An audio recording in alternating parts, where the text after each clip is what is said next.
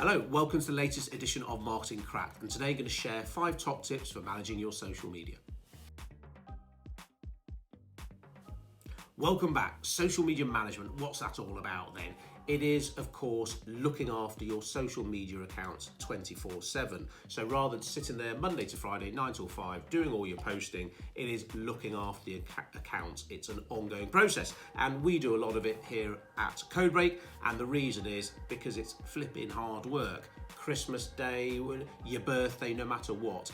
It is working 24/7, and some of our clients, they simply don't want to do that. They'd rather we did it for them, which is fine. But if you want to manage your social media accounts yourself, here are 5 top tips that we have seen and implemented over the years and work really well. Now, the first may sound like common sense.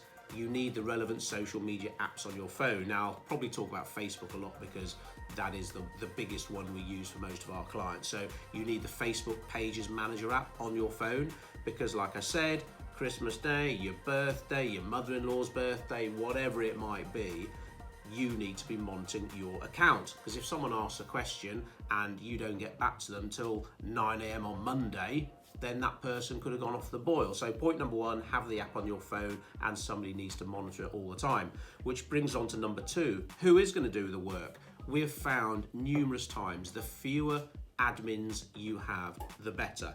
If there's a dozen of you in your team and all 12 of you are an admin on your Facebook account, it's just going to be a nightmare because you might reply to someone while someone else was typing out a reply at the same time. Someone could check off a notification, which means it's much more likely that you might actually miss that notification. So if someone checks off a notification and doesn't action it, then that could be business loss. So keep the circle tight. And generally speaking, we've said this before, you as the business owner should be the full admin.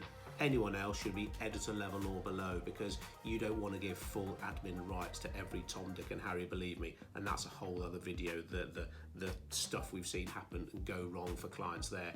Now, number 3, respond quickly, which should be common sense again, but in this day and age, whether it's right or wrong, people don't want to wait around. They almost, just because they're sat on their sofa in the evening messaging you as a business, they expect you to be sat there handling everything all the time as well. And they could have all the time in the world to send you inquiries, to ask questions, and someone needs to look after that. And that is a really tough thing to do. You are almost glued to your phone, which is why it can help to have a few people involved so you can share the workload, and maybe one week you're on call, the next week your colleague's on call, and do it that way.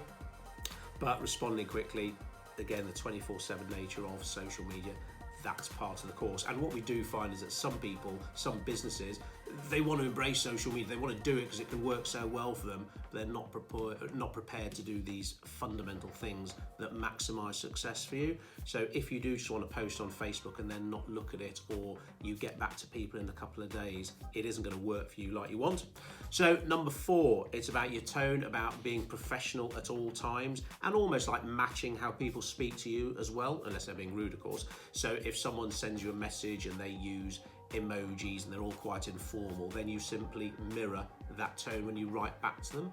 And when I say being professional, that can be difficult if someone's having a go at you. If you've maybe under-delivered, or if you're mis-selling or something like that, then obviously you're going to attract negative attention, but you need to rise above it. So if someone is maybe being unreasonable and having a pop at you, you can't lower yourself to their level. And sometimes we do see business owners do that because, let's face it, we love our businesses. We can take it personally. So if someone's there having a go at you, take a deep breath, have a think about it, and always reply courteously, respectfully, and professionally. And the smart people will see how you're handling it rather than, again, lowering yourself to their level. So if someone is being negative about you, just pause, think about it. Almost like pressing send on an email. You're not sure whether you should send it or not. Sleep on it and then decide in the morning whether you're going to send that email or not. And I bet 9 times out of 10 you don't send that email.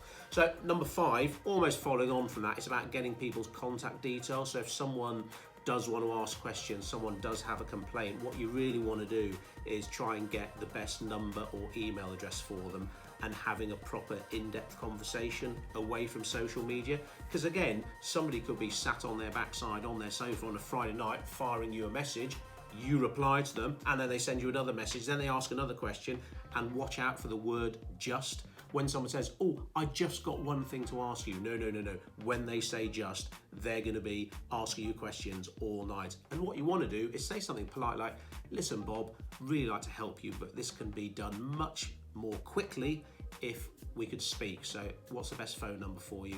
Or failing that, send me an email. We'll be happy to help and answer you then, because you can't spend all evening answering people's questions. You want to get them off social media, get their contact details, and you can help them better that way, and it will save you lots of time as well. So there are 5 tips. There's lots more we could share with you. Obviously, do feel free to subscribe to our Marketing Monday emails. If you go to our website, you'll see a whole section about free stuff, and every Monday we'll be sending you more free tips from the team here at CodeBreak.